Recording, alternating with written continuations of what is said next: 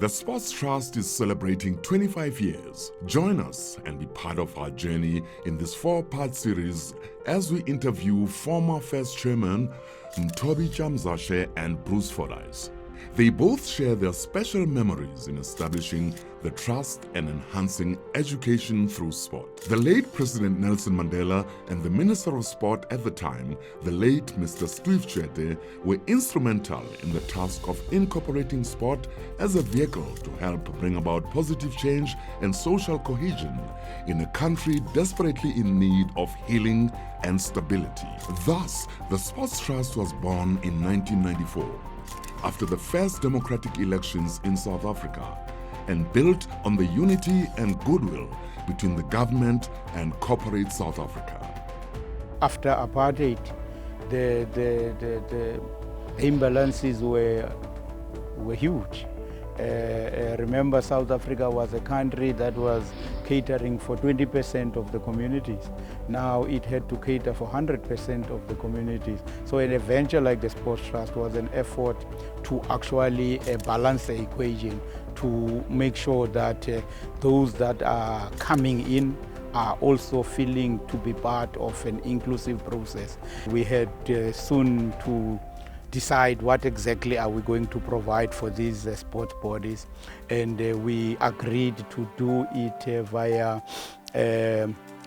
sports equipment and some modest facilities that we would build everywhere in the country on the basis of need. The Mangaung Multisport Complex in the Free State was implemented in 1997 and has been fully integrated into the community. It shows how the power of sport can break down racial barriers and develop both individuals and communities. It also gave one lady, Magdalene Manyanye, a great opportunity to cook and bake for the events held at the stadium. And this small business helped her to expand her house and gave her 2 daughters a comprehensive education. Gore ke dire business yaka ke ne ke fila gore ka tšhelete e ke kreiang ke ne ke sa kgone gore nka ithella botshelo ba ka hela botle. So ka bona gore go dira kgwebo ya ka ya dibego go tsenya letsenonyana le le nne le rile mo go nna mo botshelong.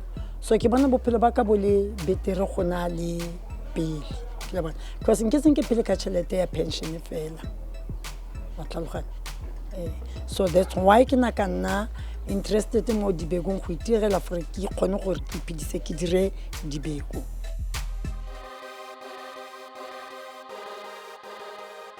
We had to look for facilities that we don't have in order to, to bring our kids into the right track of sports. Because sports at that time, we could play sports, but we didn't have facilities. The National Sports Council spoke to the Sports Trust. And then the Sports Trust, those are the people who have the money for the facilities.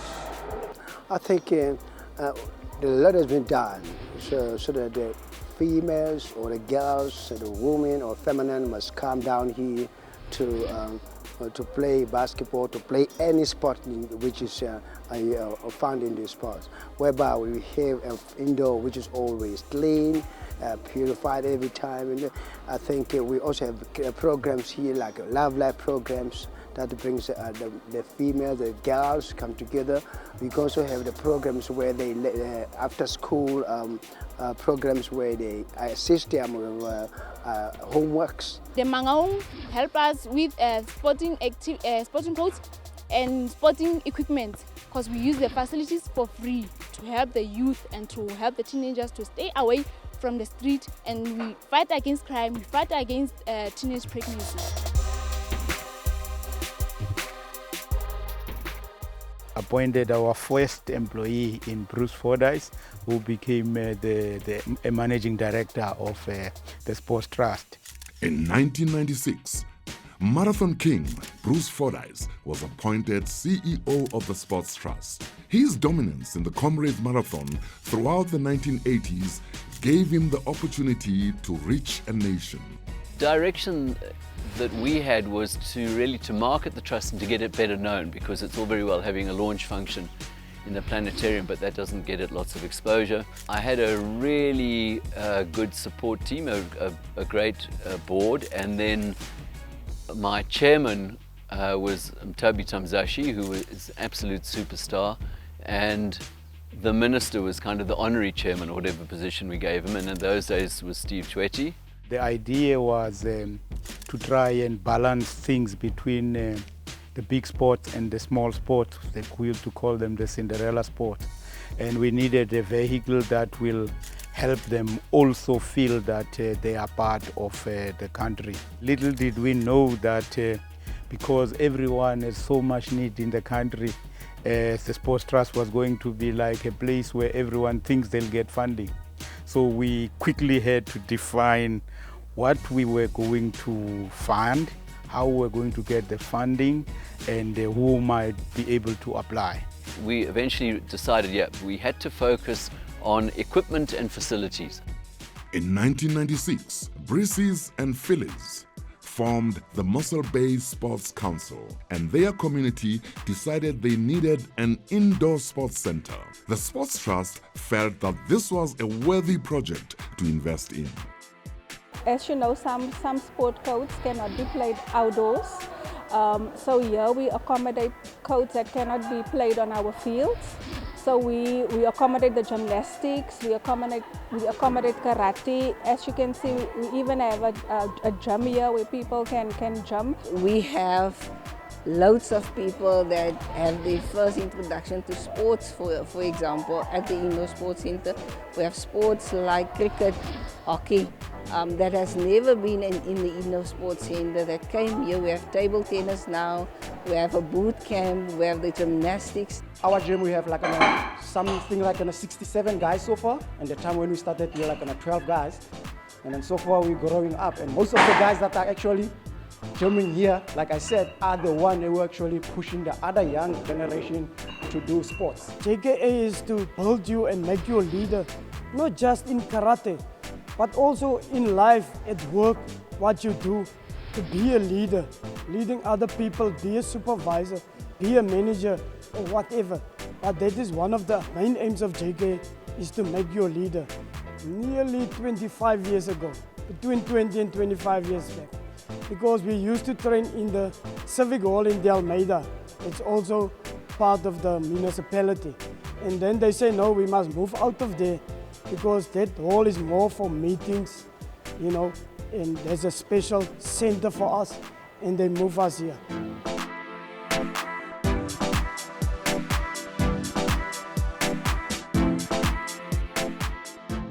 Opening a major sports center when you have contributed with other bodies as well is also fantastic. When you think, we did this, and there's this plaque on a wall saying the Sports Trust, and you think, wow, we did this.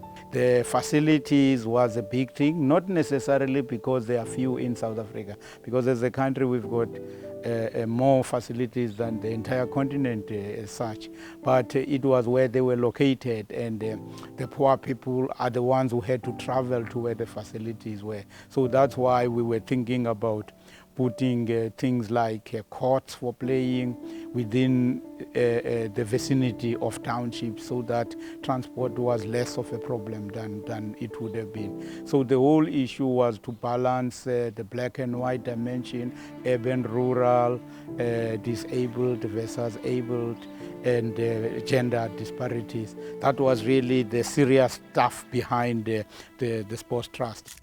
Bruce's legendary name and context considerably boosted the Sports Trust brand. They collaborated with their corporate partners and developed various donor marketing initiatives. They also had structured donations to allow individuals and corporates to make once-off donations. It was a formula based on utilizing celebrities, so it was very much celebrity charge, and in some of the places we were launching facilities, I remember we had the full cricket team, national cricket team. In others we had certain celebrities that we would have, like we would have Neil Tovey, we would have those colorful, recognizable South Africans. And it's a credit to Bruce, who was able to fine-tune this side of in-kind contributions, because people were coming and readily doing their appearances without any pay. I don't know how he did it, but he would phone them up. We used to put on an annual musical called Figment of Your Imagination, where we sang and danced to all the famous musical hits. But instead of having actors and actresses and professionals in the various roles, we had sportsmen and women, and they volunteered their time, in many cases, to come along and make idiots of themselves on stage. And that was remarkable, because no pay, you know, just coming along and taking part. We needed to support athletes so that people in sport can just do sport.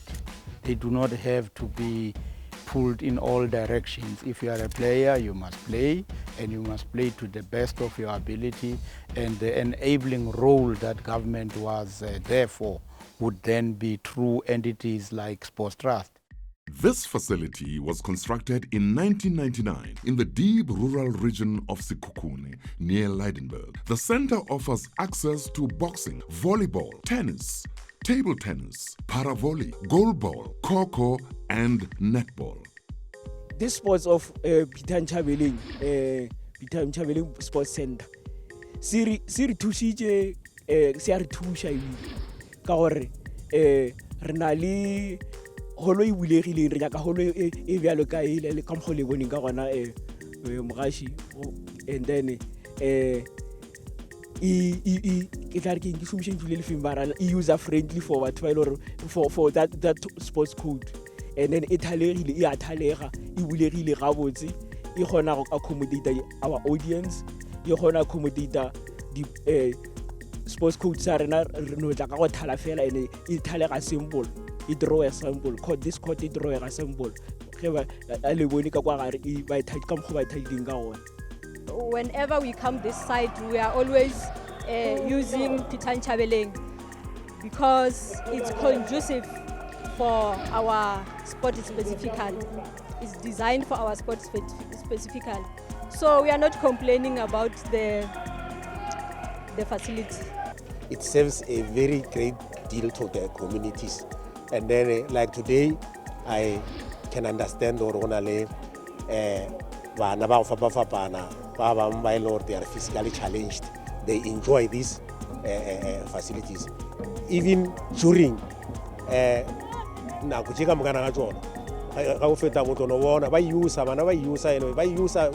fruitful. That's what I can say. It really develops the lives of the people. In the future, I'd like to see the trust still playing its part.